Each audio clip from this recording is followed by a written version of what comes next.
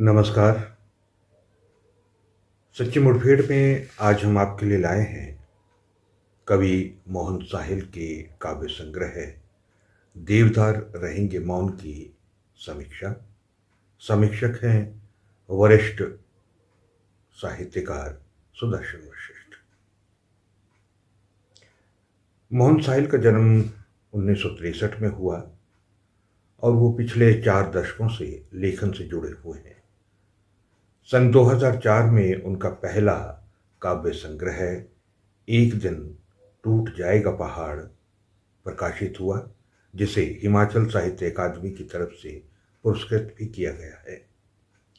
मोहन साहिल विभिन्न पत्र पत्रिकाओं में निरंतर छपते रहे हैं और उनकी कविताएं निरंतर प्रशंसा पाती रही है। साहित्यिक संस्था सर्जक और सर्जक पत्रिका में स्वर्गीय मधुकर भारती के साथ सहयोगी के रूप में मोहन साहिल जुड़े रहे हैं। सर्जक के कई आयोजनों में सर्जक परिवार के साथ सहयोग और मधुकर भारती के महाप्रस्थान के बाद मोहन साहिल ने सर्जक कार्यक्रम को आगे बढ़ाया है। पिछले 4 दशक से पत्रकार के रूप में सक्रिय हैं।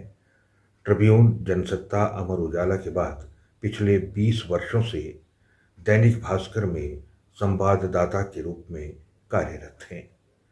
ठियोग में सर्जक की साहित्यिक गतिविधियों के आयोजन में मोहन साहिल निरंतर सहयोग देते हैं।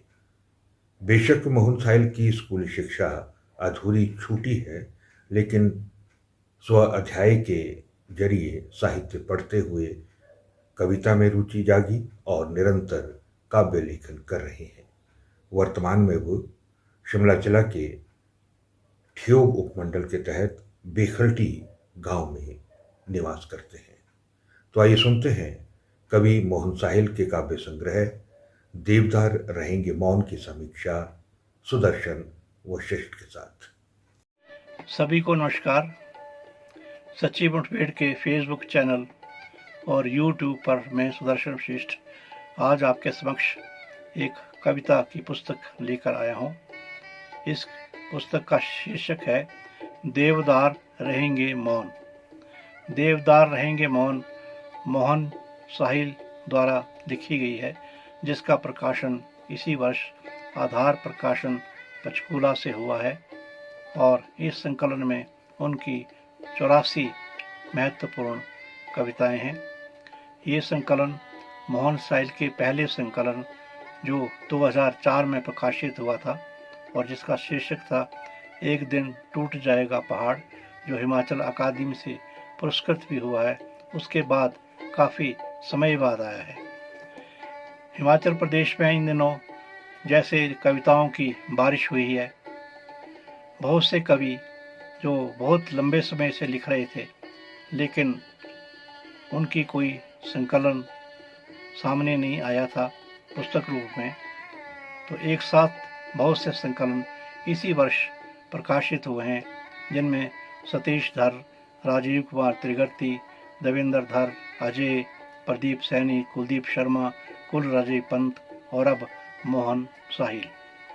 मोहन साहिल भी ऐसे कवि हैं जो कविता तो यदाकदा लिखते रहे, लेकिन बहुत समय खामोश भी रहे। इस साल उनके इस संग्रह का आना एक बहुत ही स्वागत योग्य बात है। साहिल ठियोग में रहते हैं, जो शिमला के करीब है, और मधुकर भारती जो एक सर्जक नाम से संस्था चलाते थे, उसके साथ जुड़े रहे। आज भी मधुकर भारती के दिवंगत होने पर ये उस संस्था को जिंदा रखे हुए हैं और कवि और साहित्यकारों का जमावड़ा लगा रहता है। मोहन साहिल की कविताओं में पेड़ हैं, पहाड़ हैं, बरसात है, गिरती हुई बर्फ है, लंबी लंबी घासनियाँ हैं, बूढ़े सेब के पेड़ हैं, तो देवदार के नीचे उगती गुच्छियाँ भी हैं। इन सब के बीच आम आदमी की चित्कार है, पहाड़ के कठिन जीवन की विसंगतियाँ हैं, अस्पताल से घर लाए बूढ़े हैं जो बोझ की तरह इधर से उधर और उधर से इधर धर दिए जाते हैं। घर में सफ़ेद पुरानी तस्वीरें हैं, नशीली सभ्यता के अजीब किस्से हैं, सेब के बूढ़े पेड़ जिनमें खट्टे सेब लगते हैं, जबकि अब अति आधुनिक किस्में भी सेब की आ चुकी हैं। संग्रह की पहली कविता पिता को याद करते हुए पिता के बहाने पुरानी पीढ़ी को समर्पित है, जिसका समय के बदलते दौर में कुछ भी शेष नहीं बचा है।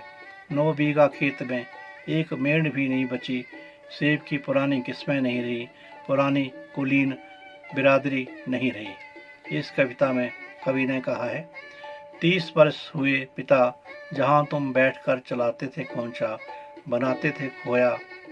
30 वर्ष हुए पिता, जहाँ बैठकर तुम चलाते थे खोंचा, बनाते थे खोया। उस भट्ठी पर उबलती रहती है दिन भर अब चाय की केतली, उसकी भाप में अक्सर उभर आता है तुम्हारा अक्स, जिसे माँ निहारते निहारते चली गई एक दिन। दूसरी कविता गुच्छियों पर है, जो बरसात में देवदार के पेड़ों तले उगती हैं और 5 स्टार में पकाई जाती हैं, बहुत पौष्टिक हैं और हज़ारों रुपए बिकती हैं। लोग इन्हें जंगलों से ढूंढ कर लाते हैं, लेकिन खुद उन्हें खा नहीं पाते। बाजार में बेचने पर उन्हें घटिया राशन बदले में मिलता है। इस विषय में कवि ने कहा है, आसमान में गरज रहे हैं काले बादल, छिप रहे माँ के आंचल में डरे बच्चे। आसमान में गरज रहे हैं बादल, छिप रहे माँ के आंचल में डरे बच्चे। ठीक उसी समय गांव के जंगल में उग रही है बिजली की चमक में काली बेडौल गुच्छियाँ। पहाड़ों में हाड़ कंपाती ठंड से लोग सोच रहे हैं कि कभी तो सूरज निकलेगा, कभी अच्छा दिन आएगा। हाड़ कंपा देने वाली ठंड में एक दिन सूरज आएगा, ठहरते हुए पहुंचेगा ऊंची इमारतों के पीछे झोंपड़ियों में। ठंड से अकड़ी जो सटी हैं एक दूसरे से, झांकेगा भीतर से, ले जाएगा दुआएं टूटे घुटने वाले बूढ़ों की। आवाज़ें कविता चाय की दुकान में जमा एक संसार का मार्मिक बखान करती हैं। आम लोगों की तरह ये आवाज़ें चाय की दुकान में रोज़ जमा होती हैं, जो किसान सी थकी थकी सी निराश हैं और अस्पताल की कराहटों जैसी हैं। कुछ चुप चुप दुखी उदास हैं, कुछ सड़कों के शोर सी बोराई हैं, मगर इन दुनियावी माहौल में एक कोमल आवाज़ को बचाना है। आवाज़ें में कवि ने लिखा है, मैं आगाह करता हूँ सब आवाज़ों को, क्योंकि मुझे बचानी है बेहद कोमल एक तोतली आवाज़, जो एक बेंच पर अपनी माँ की गोद में सोई है। 2 कविताएं अस्पताल में बूढ़े तथा अस्पताल से घर लाए बूढ़े, बूढ़ों की दयनीय अवस्था, मानसिकता, जीने की इच्छा और परिजनों के दृष्टिकोण को बड़ी मार्मिकता से प्रकट करती है। अंतिम शरणस्थली अस्पताल में पड़े बूढ़े गाढ़ा सफेद बलगम थूकते हुए चरमराती लोहे की चरपाइयों में जीने की लालसा लिए हुए हैं। अंतिम शरणस्थली में बिस्तरों पर पड़े हैं, अंतिम शरणस्थली में बिस्तरों पर पड़े हैं अपने अपने जीवन संघर्षों में परास्त योद्धा। उनकी आंखों में कुछ दिन और जीने की लालसा। अस्पताल से घर वापसी पर अलग कमरे में ये रख दिए जाते हैं, जहां बच्चे उनके करीब नहीं जाते। घर की औरतें नाक दबाए प्रवेश करती हैं, घर में दबी जुबान में बातें होती हैं। जीवन के सूक्ष्म व्यवहार और पसरे सन्नाटे का बखान इस कविता में इस तरह किया गया है। बूढ़े जो बचे एक बोझ की तरह लाए गए घर, बूढ़े जो बचे एक बोझ की तरह लाए गए घर, रख दिए गए अलग कमरे में। सज धज कर आते हैं रिश्तेदार नातेदार, लगाते अपने अपने अनुमान। पहाड़ में जब प्रकृति बतियाती है तो मिट्टी की महक मदहोश कर देती है। धाराएं निकलकर सारा मैल धो डालती हैं। किसान की आंखों में सपने तैरने लगते हैं। पहाड़ पर बरसात में कवि ने कहा है, रात इतना भीगे पहाड़, अलग बगल लंबे समय से अटकी धाराएं निकल आईं, सारा महल बह गया। ऐसी ही एक और कविता पहाड़ पर बारिश का रौद्र रूप दर्शाया गया है, जिसमें छतों से टपकते पानी के नीचे बच्चे सोएंगे, स्कूल की दीवार ढहने से बच्चे आतुर दिखेंगे, लोग चिंता करेंगे, पत्रकार मरने वालों की संख्या गिनेंगे, घरों में दबी लाशों के चित्र दिखाए जाएंगे। कविता में कहा है, अखबारों में लगेंगे बड़े बड़े शीर्षक, दबे घरों की झांकती लाशों के चित्र, पहाड़ का रोना कोई नहीं देख पाएगा, नुकसान का आकलन होगा, पुनर्निर्माण की आड़ में बनेंगे नए करोड़पति। पहाड़ का कवि बर्फ पर कविता ना लिखे, ये हो ही नहीं सकता। मोहन साहिल की कविताओं में बर्फ अपने अलग अलग अनुभवों के साथ आई है। नोटों भरी जेब में एक सैलानी के लिए बर्फ सेल्फी लेने का अवसर है। बर्फ में सेल्फी कविता में लिखा है, तुम लेते हो बर्फ में सेल्फी कई कई पोज बनाकर, तुम लेते हो बर्फ में सेल्फी कई कई पोज बनाकर, तुम्हें लगता है इसीलिए बर्फ गिरी है। बर्फ के तूफान में एक और कविता है, जिसमें जब मेघ घिराते हैं तो लोगों की चिंताएं पहाड़ जैसी हो जाती हैं। देवदार सफ़ेद लबादा ओढ़े मौन हो जाते हैं, तेंदुए गुर्राते हैं, बूढ़े खांसते हैं, चूल्हे के धुएं से ग्रामीणों के चेहरे स्याह पड़ जाते हैं और टूटे दरवाज़ों से दुखों का पहाड़ भीतर आ जाता है।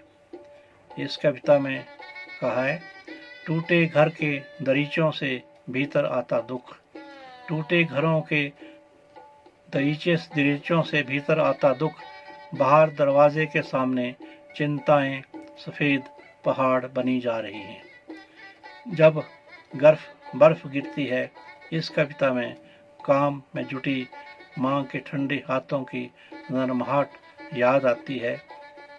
उस समय केवल चूल्हा ही बचाता है बच्चों को और बूढ़ों को। गिरती है जब बर्फ, याद आती है काम में जुटी माँ के ठंडे हाथों की नरमाहट। गिरती है जब बर्फ, याद आती है काम में जुटी माँ के ठंडे हाथों की नरमाहट।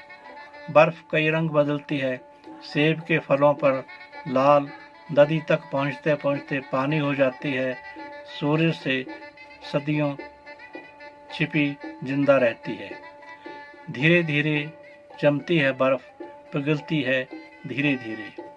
साहिल की कविताओं का एक अलग मुहावरा है, कविता में सभी कारें शालीन और सभ्य दिखती हैं, जो सड़क पर आते ही अपने मालिक के अनुरूप बदल जाती हैं। पहाड़ कभी भी बादलों से ऊंचाई का मुकाबला नहीं करता और ना ही नदी किसी की गति की परवाह करती है। तेंदुआ अब कथाओं में नहीं, सचमुच गांव में आ धमकता है। गरीब बच्चों की कुंडलियां नहीं बनती, जोशीले रिपोर्टर फंसते जाते हैं गिफ्टों के जाल में। आज लैपटॉप टिंगल गया पुरानी कलम को। इस सब के बीच शहर के चौराहे पर रात के सन्नाटे को चीरता कुत्ता भौंकता है, आने वाले खतरे को सूंघकर। इस साहिल की कविताओं में बर्फ है, बारिश है, बीज हैं, जड़ें हैं, देवदार हैं, जंगली फूल हैं, पानी है, पुल है, कारें हैं और बाजार हैं। कविताओं में कवि की बेचैनी है, देवता है, प्रार्थना है, बारूद है, धुंध है, तूफान है और स्वप्न है। साहिल की कविताएं वर्तमान खतरों को सूंघती हुई बदलते परिवेश और मूल्यों की गिरावट को भांप चेतावनी देती हैं। ये कविताएं पहाड़ के सौंदर्य के नहीं, पहाड़ के दुख दर्द की कविताएं हैं।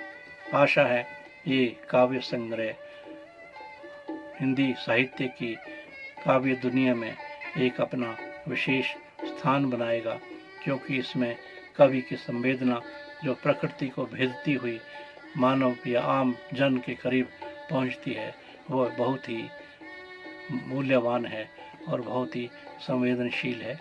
धन्यवाद।